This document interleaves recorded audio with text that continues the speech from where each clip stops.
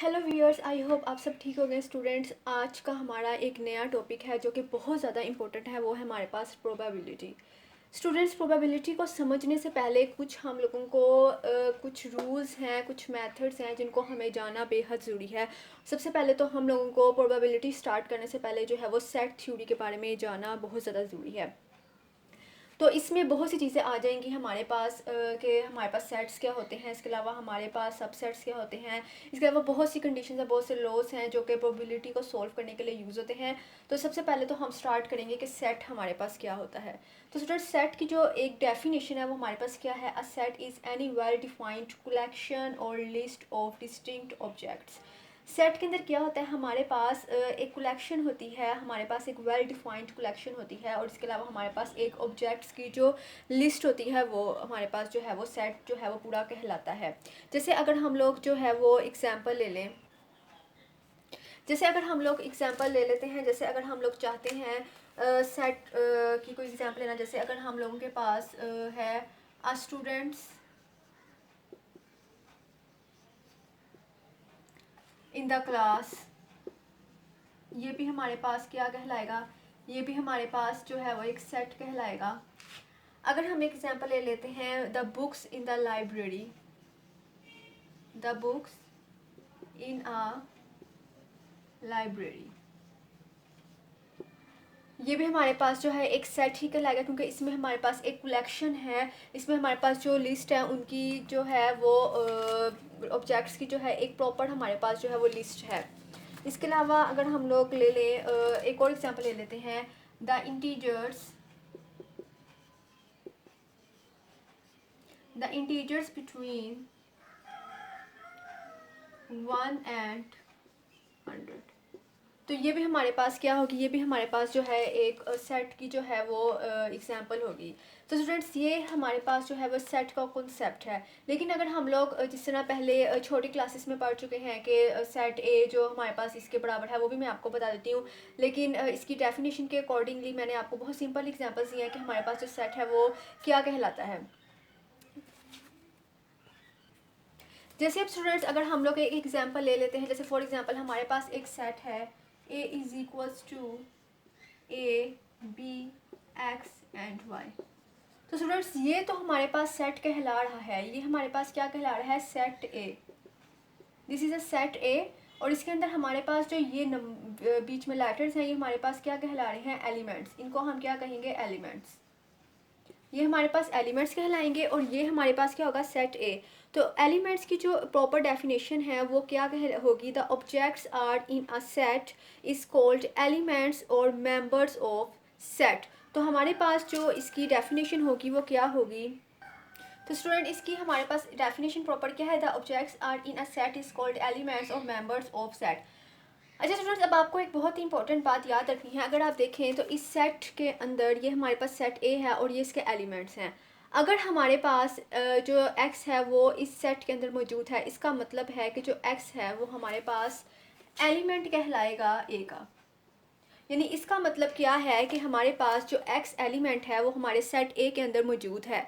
लेकिन अगर मैं यहाँ पर x को मिटा देती हूँ, यानी सपोज मैं यहाँ पर x नहीं कर लिखती, तो इसका मतलब क्या होगा कि हमारे पास जो x है वो एलिमेंट नहीं है a का। तो ये जो दो बातें हैं ये बाज़ दफ़ा यूज़ नोटेशंस हो जाती हैं कि इसका मतलब क्या होता है। इसका मतलब पहली का क्या है, अगर मैं यहाँ पर x लिख देती हूँ तो इसका मतलब है कि x जो एलिमेंट है वो a सेट के अंदर मौजूद है। तो that's why x element a, this sign is called element. लेकिन अगर मैं x को यहाँ पर रेस कर देती हूँ तो इसका मतलब है x जो है वो हमारे पास एलिमेंट नहीं है सेट a का। तो स्टूडेंट्स, ये जो दो बातें हैं वो आपको याद रखनी है कि इसका मतलब क्या है। लेकिन अगर फॉर एग्जांपल मैं एक और एग्जांपल ले लेती हूँ, जैसे अगर मैं यहाँ पे सपोज कर लेती हूँ, यहाँ पे हमारे पास जो है अगर वो कह दें कि z को डिफाइन करें, तो इसका मतलब है कि z हमारे पास एलिमेंट नहीं है सेट a का, because z is not exist in set a। If you see in the set, अगर आप देखें तो इसके अंदर हमारे पास जो z है वो मौजूद नहीं है, तो that's Y z is not element of a। तो इसका मतलब हमारे पास ये होगा। तो स्टूडेंट्स, ये कॉन्सेप्ट जो है वो आपको अच्छी तरह से याद रखना है। स्टूडेंट्स सेट थ्योरी के अंदर आपको तीन तरह के जो सेट्स हैं वो आपको जाना बहुत ज़रूरी है, number of elements, empty set and unit set और सिंगल टेंस सेट। अब सबसे पहले तो हमने ये जाना है कि हमारे पास जो नंबर ऑफ़ एलिमेंट्स हैं वो हमारे पास क्या कहलाते हैं। अगर सपोज़ हम लोगों के पास एक सेट मौजूद है तो उसके नंबर ऑफ़ एलिमेंट्स को हम किस तरह से शो करेंगे। जैसे अगर हम लोग चाहते हैं कि नंबर ऑफ़ एलिमेंट्स ऑफ ए हम लेना चाहते हैं तो हम उसको किससे शो करेंगे, हम उसको एन ए से शो करेंगे। इसका मतलब क्या है कि एन के अंदर जो एक सेट के अंदर जो एलिमेंट्स हैं वो इस तादाद को जाहिर करें। जैसे फॉर एग्जांपल अगर हम लोग एक सेट ले लेते हैं ए इज़ इक्वल्स टू 1 3 5 6, तो इसके अंदर जो हमारे पास एलिमेंट्स की तादाद है वो कितनी है 1 2 3 4। इट मीन्स हमारे पास जो एन ए है वो हमारे पास किसके बराबर है 4 के। तो स्टूडेंट्स ये हमारे पास क्या कहलाएंगे नंबर ऑफ़ एलिमेंट्स ऑफ ए। अब अगला हमारे पास क्या कहलाता है एम्प्टी सेट। एम्प्टी सेट हमारे पास क्या होता है, a set has no elements is called an empty set. और इसको हम लोग किससे डिनोट करते हैं, एम्प्टी सेट को हम लोग डिनोट करते हैं 5 से। This sign is called 5। ठीक है, तो ये हमारे पास क्या कहलाता है एम्प्टी सेट। इसके अलावा अगर आपको ये बात इसके अंदर एक बहुत इंपॉर्टेंट जो है बात याद रखनी है स्टूडेंट्स, कि अगर हमारे पास सपोज एक सेट है ए इज़ इक्वल्स टू 0, ये हमारे पास एम्प्टी सेट नहीं कहलाएंगे। It is not an empty set, it is not an empty set. बाज़ दफ़ा स्टूडेंट्स जो ज़ीरो का सेट होता है उसको एम्प्टी सेट कंसीडर कर लेते हैं, लेकिन स्टूडेंट्स आपको ये बात बहुत अच्छे तरीके से याद रखनी है कि ज़ीरो जो है हमारे पास एम्प्टी सेट नहीं होता। एम्प्टी सेट का मतलब है कि हमारे पास सेट के अंदर कोई भी एलिमेंट मौजूद नहीं है। इसकी प्रॉपर डेफिनेशन क्या होती है, a set has no elements is called an empty set. लेकिन बिकॉज ज़ीरो एक हमारे पास नंबर है और वो हमारे पास एक सेट के अंदर एग्जिस्ट कर रहा है, तो ये हमारे पास एम्प्टी सेट नहीं कहलाएगा। एम्प्टी सेट हमारे पास होगा या तो जो खाली होगा या जिसके हम इसको फाई के साइन से जाहिर करेंगे, या तो एम्प्टी सेट इस तरह कहलाएगा या एम्प्टी सेट हमारे पास ये कहलाएगा। ज़ीरो जो है हमारे पास एम्प्टी सेट जो है वो नहीं कहलाएगा। ये बात आपको अच्छी तरह से याद रखनी है। इसके बाद आगे आ जाता है यूनिट सेट और सिंगल टेंस सेट। अब सिंगल टेंस सेट हमारे पास क्या होता है, यूनिट सेट क्या होता है, इसकी प्रॉपर डेफिनेशन क्या है कि if a set contains only one element. अगर हमारे पास एक सेट जो है वो एक ही एलिमेंट को कंटेन कर है, जैसे अगर हम लोग एग्जांपल ले लेते हैं, हमारे पास एग्जांपल है लाइक एक्स, यानी हमारे पास एक सेट मौजूद है लेकिन उसके अंदर क्या है कि हमारे पास सिर्फ एक एलिमेंट जो है वो मौजूद है। अगर हम इसको कोई नाम दे देते हैं, जैसे सपोज मैं इसको ए इज इक्वल्स टू नाम दे देती हूँ, ये मेरे पास सेट है और उसके अंदर सिर्फ एक एलिमेंट कंटेन कर रहा है, तो इसके बाद मेरे पास ये सेट क्या कहलाएगा, ये मेरे पास यूनिट सेट कहलाएगा और इसको हम सिंगल टन सेट भी कहते हैं। तो ये बात स्टूडेंट्स आपको बहुत ही अच्छी तरह से याद रखनी है। इसकी प्रॉपर डेफिनेशन क्या है, if a set contains only one element it is called unit set और सिंगल टन सेट। तो स्टूडेंट्स ये तीन कॉन्सेप्ट्स आपको समझ आ गए होंगे, number of elements of A, empty set and unit set. Students अगर आपको इसमें किसी भी किस्म का कोई भी जो है वो कॉन्सेप्ट समझ ना आया हो तो आप कमेंट बॉक्स में कमेंट कर सकते हैं। स्टूडेंट इसके अलावा हमारे पास सेट्स को एक्सप्लेन करने के दो तरह के मेथड्स होते हैं। Two methods are use to explain this sets, roster methods and rule method और सेट बिल्डर मेथड। स्टूडेंट हमारे पास जो रोस्टर मेथड होता है इसमें हम लोग क्या करते हैं, हमारे पास जैसे फॉर एग्जांपल एक सेट है, जैसे एक मैं सेट लिख रही हूँ a is equals to 1 3 5 7 9 11। Student इसमें मैंने सिंपल एक सेट को जो है वो डिफ़ाइन कर दिया है कि मेरे पास ये एक सेट है और इसके अंदर जो है मेरे पास जो एलिमेंट्स हैं वो मेरे पास क्या हैं, वो मेरे पास ऑड नंबर्स आप कह सकते हैं। मेरे पास 1 से लेकर 11 तक जो हैं वो ऑड नंबर्स हैं। ठीक है, these are the odd numbers, यानी हमारे पास जो सेट ए है वो किसको शो कर रहा है, ऑड नंबर्स को शो कर रहा है, जो कि मेरे पास 1 से लेकर 11 तक हैं। यानी मैंने रूस्टर मेथड में क्या किया, सिंपल इनको लिख दिया है सेट के अंदर और उसको मैंने डिफ़ाइन कर दिया कि ये मेरे पास जो है वो एक सेट है और उसके अंदर जो है वो ऑड नंबर्स हैं। इसी तरह से अगर मैं एक और एग्जांपल ले लूँ, जैसे फॉर एग्जांपल अगर मैं एक सेट ले लूँ, जैसे मैं उसमें लिख लूँ बी इज़ इक्वल्स टू, अगर हम ले लें कोई भी सेट, हमने कुछ सेट में तो कुछ भी लिखना होता है, यानी हमारे पास जो उसको सही तरीके से डिफ़ाइन करे, उसके अंदर कलेक्शन हो, आ बुक है, आ सिटी है, आ क्लॉक है। अब इस सेट ए के अंदर क्या है, हमारे पास तीन चीज़ें हैं, यानी तीन तरह के एलिमेंट्स हैं, एक हमारे पास बुक है, एक सिटी है और एक क्लॉक है हमारे पास। तो ये भी हमारे पास क्या कर रहा है, सिंपल शो कर रहा है कि हमारे पास जो ये सेट बी है इसके अंदर तीन तरह के जो हैं वो एलिमेंट्स हैं, एक बुक है, सिटी है और क्लॉक है। तो ये सिंपल हमारे पास क्या है, रूस्टर मेथड। लेकिन अगर हम लोग रूल मेथड में देखना चाहें, जैसे फॉर एग्जाम्पल अगर मैं रूल मेथड में लिखना चाहूँ, एग्ज़ाम्पल ले लूँ, जैसे मैं a is equals to x such that x is an odd number and x less than 12। तो स्टूडेंट्स ये हमारे पास जो है वो रूल मेथड की जो है वो एग्जांपल है। इसमें क्या कहा जा रहा है, अब आपको देखने में लग रहा होगा कि ये बहुत ज़्यादा कॉम्प्लिकेटेड है, इसमें आपको समझ नहीं आ रही कि जो हमारे पास सेट ए है वो क्या डिफ़ाइन करना चाह रहा है, वो हमारे पास एलिमेंट्स किस तरह के शो कर रहा है, तो ये आपको समझ नहीं आ रही। अब इसमें क्या मतलब हो रहा है कि ये हमारे पास सबसे पहले तो आपको पता होना चाहिए कि हमारे पास सेट ए है। इसका मतलब क्या है कि A is a set of all elements of x. इसका मतलब यहाँ पर जो x शो कर रहा है वो हमारे पास क्या शो कर रहे हैं, एलिमेंट्स को शो कर रहा है कि x हमारे पास एलिमेंट्स हैं। अब वो एलिमेंट्स हमारे पास क्या हैं, वो हमारे पास ओड नंबर्स हैं। ये स्टूडेंट्स आपको बड़े ध्यान से सुनना है। ये हमारे पास क्या है, सेट हमारे पास जो है सेट ए इज़ जो हमारे पास ए है वो क्या हमारे पास सेट है, A is a set of x elements. और x एलिमेंट्स किसको शो कर रहे हैं, ओड नंबर्स को। और ओड नंबर्स कितने वो शो कर रहा है उसने हम लोगों को लिमिट भी बता दी है, वो लिमिट क्या है, लेस देन 12।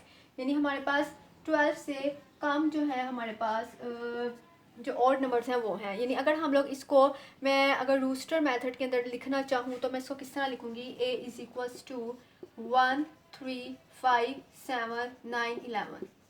यानी मैंने इसको यहाँ पर रूस्टर मेथड में लिखा था, यहाँ पे मैंने इसको रूल मेथड में लिखा और मैंने उसको इस तरह से डिफाइन किया। और अगर मैं उसको रूस्टर मेथड में लिखती हूँ तो मेरे पास जो ए सेट है वो इस तरह से आ जाता है।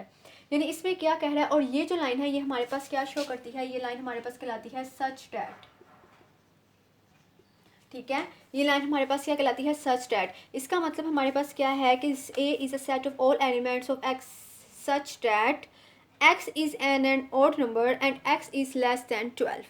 तो स्टूडेंट्स ये जो आपको सेट बिल्डर मेथड है और रूल मेथड जो कहलाता है ये आपको अच्छी तरह से याद रखें, क्योंकि अक्सर मैथ्स में भी जो है ये बहुत ज़्यादा जो है बाज़ दफ़ा ये एक्सप्रेशन यूज़ होता है और स्टूडेंट्स को समझ आती कि इस सेट के अंदर वो क्या कहना चाह रहे हैं। तो स्टूडेंट्स ये मैंने आपको इसमें बताया, और स्टैटिस्टिक्स में भी प्रोबेबिलिटी में भी ये बहुत ज़्यादा जो है वो बाज़ दफ़ा इस तरह का जो है हमारे पास सेट आ जाता है और स्टूडेंट्स को इसकी समझ नहीं आती कि वो सेट के अंदर क्या कहना चाह रहा है, कितने एलिमेंट्स हैं। तो इसका मतलब क्या है कि हमारे पास जो सेट ए है वो शो कर रहा है एक्स एलिमेंट्स को, और एक्स एलिमेंट्स हमारे पास क्या हैं, ऑड नंबर्स। और ऑड नंबर्स कितने बता दिए गए हैं, उसकी लिमिट कितनी बता दी है, लेस देन 12।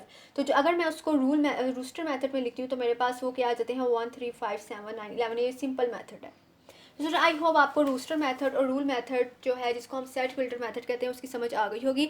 अगर आपको इसमें किसी भी किस्म की कोई बात की समझ नहीं है या कोई भी आपको कॉन्सेप्ट क्लियर नहीं हुआ तो आप कमेंट बॉक्स में पूछ सकते हैं। स्टूडेंट्स अब एक नई बात सेट के अंदर अगला हमारे पास क्या है, साइज ऑफ अ सेट। अब हमारे पास साइज क्या होता है, the size of a set is given by the number of elements present in it. अब वो जो नंबर हमारे पास होता है, जैसे फॉर एग्जांपल अगर मैं कोई भी एल ले लेती हूँ, set a is equals to 2 4 6 8 10 12। अब इसमें देखा जाए तो स्टूडेंट्स हम इसको काउंट कर सकते हैं 1 2 3 4 5 6। तो इसके अंदर मेरे पास कितने एलिमेंट्स हैं, 6 नंबर्स हैं।